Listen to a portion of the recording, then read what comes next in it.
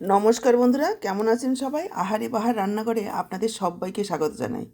আজকে আমি নিরামিষ পটলের এমন একটা রেসিপি আপনাদের সাথে শেয়ার করব। এইভাবে রান্না করলে একবার খেলে বারবার খেতে চাইবেন। একেবারে সহজ, দারুণ টেস্টি রেসিপি। ঘরে থাকা সামান্য কিছু উপকরণ দিয়েই তৈরি হয়ে যাবে। আশা করছি পটলের এই নিরামিষ রেসিপিটা আপনাদের নিশ্চয়ই ভীষণ ভালো লাগবে। যারা নিরামিষ খেতে পছন্দ করে না তারাও যদি খায় বারবার খেতে চাইবে।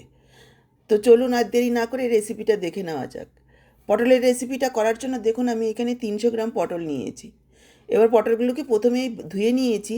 তারপর দেখুন এইভাবে উপরের পাতলা খোসাটাকে ছাড়িয়ে নিলাম। তারপরে দুদিকের মাথাটাকে একটু কেটে নেব। দেখুন এভাবে দুদিকের মাথাটা কেটে নিচ্ছি। তারপর আরও একবার ধুয়ে নেব, কেননা সবুজ সবুজ খোসাগুলো গায়ে লেগে রয়েছে। পরিষ্কার করে ধুয়ে নিয়ে আসছি। দেখুন পটলগুলোকে ধুয়ে নিয়ে এসেছি আর একটা গ্রেটার নিয়েছি। গ্রেটারের সাহায্যে গ্রেট করে নেব। সরু মোটা যেমন খুশি গ্রেটার আছে, সবার ঘরেই থাকে।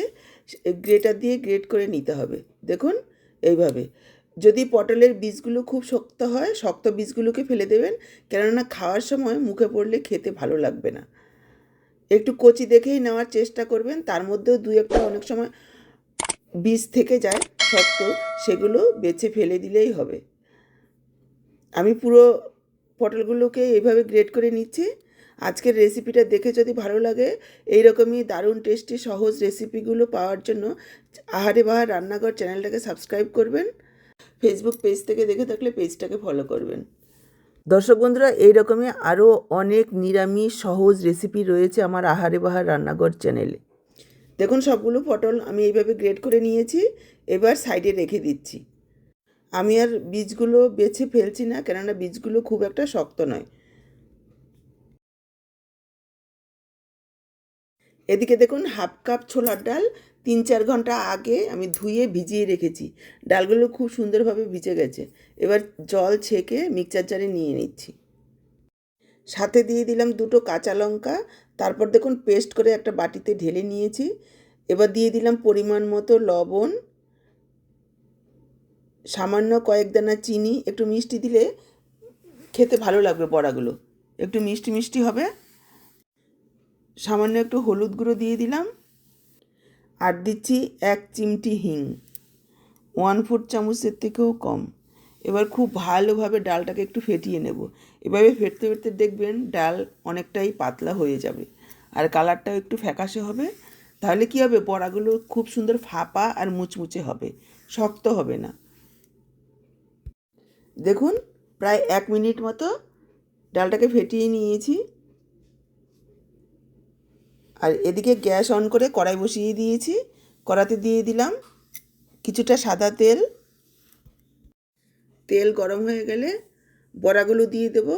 আমি ছোট ছোট করে দিচ্ছি, আপনারা চাইলে আরও একটু বড় করেও দিতে পারেন। একবারে তেলের মধ্যে যতটা আসবে ততটাই দেব, তেলের বাইরে দেব না। আমি 2 থেকে 3 বারে বড়াগুলোকে ভেজে নেব। একটু ফাঁকা ফাঁকা দিলে আর একটার সঙ্গে একটা লেগে যাবে না। খুব বেশি হাই ফ্লেমে ভাজবো না, তাহলে উপরে রং চলে আসবে, ভেতরে ভালো ভাজা হবে না।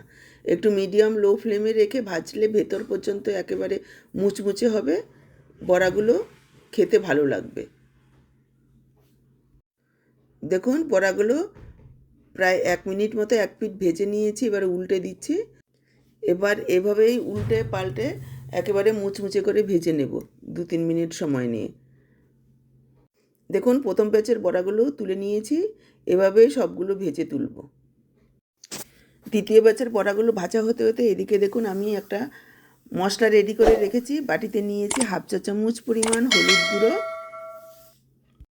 1/2 চা চামচ করে লাল লঙ্কার গুঁড়ো, জিরের গুঁড়ো আর ধনের গুঁড়ো, আর দিয়ে দিলাম 1/2 চা চামচ আদার পেস্ট। এবার একটু জল দিয়ে মশলাটাকে গুলিয়ে রেখেছি। এদিকে তৃতীয় ব্যাচের বড়াগুলো ভেজে তুলে নিলাম। বাকি যে তেলটা রয়েছে তার মধ্যে দিয়ে দিলাম একটা শুকনো লঙ্কা, তেজপাতা আর 1/2 চা চামচ গোটা জিরা। তারপর দিয়ে দিলাম 1/4 চামচ হিং। এই হিং দেওয়ার কারণে টেস্টটা অনেক গুণ বেড়ে যাবে, খুব সুন্দর একটা গন্ধও হবে। নিরামিষ তরকারিতে একটু হিং ফোড়ন দিলে টেস্টটা অনেক গুণ বেড়ে যায়। এবার লো ফ্লেমে কয়েক সেকেন্ড ভেজে নেব। তবে খেয়াল রাখবেন গ্যাসের ফ্লেমটা যাতে খুব বেশি হাইতে না থাকে আর তেল খুব বেশি গরম না থাকে, তাহলে কিন্তু হিং পুড়ে যাবে। এবার ফোড়নটাকে একটু ভেজে নিয়ে সুন্দর গন্ধ বেরিয়ে গেলে ভিজিয়ে রাখা মশলাটা দিয়ে দিলাম। মশলার বাটি ধুয়ে একটু জল, পরিমাণ মতো লবণ, এখানে পুরো রান্নার লবণটাই আমি দিয়ে দিয়েছি। এবার মশলাটাকে খুব ভালোভাবে কষিয়ে নেব যাতে করে মশলার তেল ছেড়ে আসে। নাড়াচাড়া করতে করতে যদি মশলাটাকে শুকনো মনে হয়, মাঝে মাঝে দু একবার অল্প জল দিয়ে মশলাটাকে কষিয়ে নিতে হবে, তাহলে অল্প তেলেই খুব সুন্দরভাবে মশলা কষানো হবে। দেখুন আমি আরও একটু জল দিয়ে দিচ্ছি। এবার আরও কিছুক্ষণ কষিয়ে নেব এভাবে নেড়ে চেড়ে। এতে করে কী হবে, তরকারির স্বাদ অনেক গুণ বেড়ে যাবে। মশলাটাকে খুব ভালোভাবে কষিয়ে নিয়েছি, মশলার তেল ছেড়ে এসছে। এবার দিয়ে দিচ্ছি গ্রেট করে রাখা পটল। এবার ভালোভাবে মিশিয়ে নেব আর 3-4 মিনিট মশলার সাথে খুব ভালোভাবে কষিয়ে নেব। দেখুন ঢেকে দিয়ে 3-4 মিনিট কষিয়ে নিয়েছি। কষাতে কষাতেই পটলগুলো খুব সুন্দরভাবে সেদ্ধ হয়ে গেছে, যেহেতু গ্রেট করা ছিল। এবার একটু জল দিয়ে দেব, তবে খুব বেশি পরিমাণে নয়, অল্পই দেব। যেহেতু ডালের বড়াগুলো দেব, বড়াগুলো একটু নরম হবে, সেই বুঝে অল্প পরিমাণে জল দিয়ে দিতে হবে। তবে এটা কিন্তু শুকনো তরকারি হবে। দেখুন জল দিয়ে ঢেকে দিয়েছি। 2 মিনিট একটু ফুটিয়ে নিয়ে এবার দিয়ে দিচ্ছি ডালের বড়াগুলো। আর কিছুটা বড়া এবার হাত দিয়ে এইভাবে ভেঙে দেব। এগুলো ঝোলের সাথে মিশে যাবে, স্বাদ অনেক গুণ বেড়ে যাবে। আমি প্রায় 7-8টা বড়া এভাবে ভেঙে দিয়েছি। এবার সব কিছু খুব ভালোভাবে মিশিয়ে নেব। তারপর দিয়ে দিচ্ছি এখানে 1/2 চা চামচ চিনি। যেহেতু নিরামিষ একটু মিষ্টি দিলে খেতে ভালো লাগবে। আরও একবার মিশিয়ে নেব।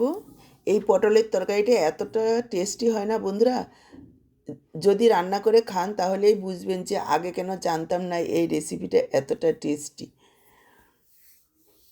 দেখুন খুব ভালোভাবে মিশিয়ে নিয়েছি। 1-1.5 মিনিট একটু ফুটতে দেব যাতে বড়াগুলো নরম হয়ে যায়। একটু ফুটিয়ে নেওয়ার পর দিয়ে দিচ্ছি 1/2 চা চামচ গরম মশলার গুঁড়ো। যেহেতু ঘরে তৈরি গরম মশলা সেজন্য অল্প পরিমাণেই দিয়েছি। আর দিয়ে দিচ্ছি 1 চা চামচ ঘি। এবার সব কিছু মিশিয়ে নেব আর গ্যাস অফ করে ঢেকে রেখে দেব 5 মিনিট, যাতে ঘি গরম মশলার গন্ধটা খুব ভালোভাবে মিশে যায়। 5 মিনিট ঢেকে রাখার পর দেখুন আমি পরিবেশন করে দিচ্ছি। দেখেই বুঝতে পারছেন যে কতটা টেস্টি হয়েছে। খেতে দুর্দান্ত স্বাদের হয়। গরম ভাত, রুটি, লুচি, পরোটা যা দিয়ে খাবেন না কেন ভীষণ ভালো লাগবে। তাহলে আজকে এই পর্যন্ত। আবার দেখা হবে নতুন কোনো রেসিপির সাথে। সবাই ভালো থাকুন, সুস্থ থাকুন।